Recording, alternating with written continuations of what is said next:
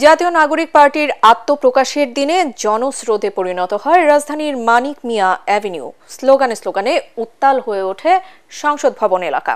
দেশের নানা প্রান্ত থেকে হাজার হাজার সমর্থক এক বিন্দুতে মিলিত হয়। এ সময় নতুন দলের নেতারা জানান, তরুণদের নেতৃত্বই গড়বে আগামীর বাংলাদেশ, যেখানে থাকবে না কোনো বৈষম্য ও দুর্নীতি।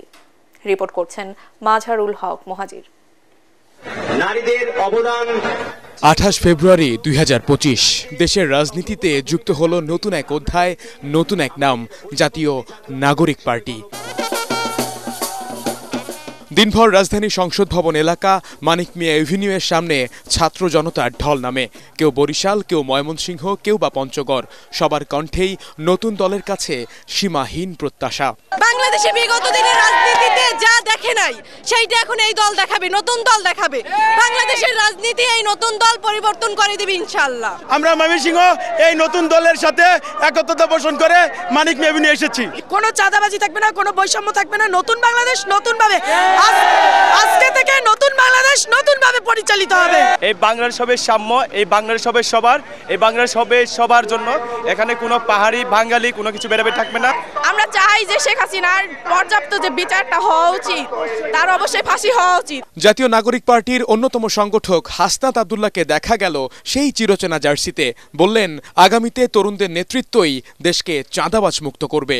আমাদের যখন একটা ছেলে রাস্তায় রক্ত দেওয়া শিখে গিয়েছে, আমাদেরকে কেউ রক্ত দেওয়া থেকে দমায় রাখতে পারবে না। সুতরাং আমরা স্পষ্ট ভাষায় বলতে চাই, আমাদের প্রবীণ রাজনীতিবিদ যারা রয়েছে তাদের অভিজ্ঞতা এবং তরুণদের তেজদীপ্ত এবং অকুত ভয় যে নেচার রয়েছে, সেটার মিথস্ক্রিয়ায় আমরা পরবর্তী বাংলাদেশ বিনির্মাণ করব। ভিশনের ফুলঝুরি মেগা অফারে ফ্রিজ কিনলেই পাচ্ছেন 16 পিসের আকর্ষণীয় গিফট বক্স একদম ফ্রি। বাংলাদেশে আজ নতুন এক সূর্যোদয় হবে, এমন কথা জানিয়ে দলের শীর্ষ নেতারা বলেন, আগামীর বাংলাদেশ হবে গণতন্ত্রের বাংলাদেশ। এটাই দেশবাসীর প্রতি আমাদের প্রতিশ্রুতি। আমাদের নতুন রাজনৈতিক দল এজন্য প্রয়োজন, কারণ বাংলাদেশের মাটি ও মানুষের কথা বলার কোন রাজনৈতিক দল এই মুহূর্তে বাংলাদেশের মাটিতে নাই। আমরা আমাদের নতুন দলের পক্ষ থেকে কথা দিচ্ছি, আগামীর বাংলাদেশ গণতন্ত্রের বাংলাদেশ হবে। আগামীর বাংলাদেশে তরুণরা নেতৃত্ব দিয়ে চাঁদাবাজ দখলদার মুক্ত বাংলাদেশ কায়েম করবে করবে করবে।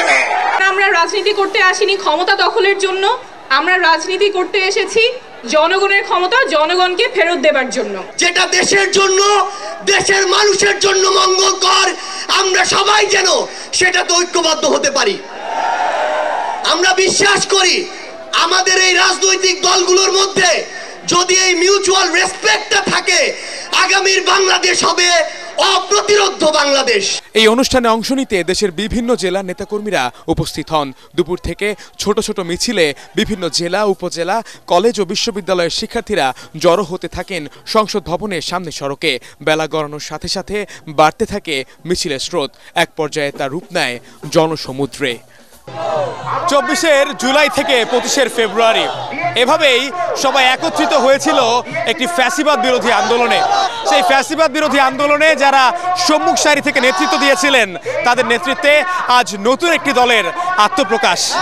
সকলের প্রত্যাশা, অতীতের সব ভুল শুধরে তরুণ প্রজন্ম এই নতুন দলকে রাজনৈতিক আদর্শ হিসেবেই মেনে নেবে। যে রাজনৈতিক দলে থাকবে না কোনো বৈষম্য, যে রাজনৈতিক দলে থাকবে না কোনো লেজর ভিত্তি। মাঝারুল হক মুহাজির, ATN বাংলা, ঢাকা।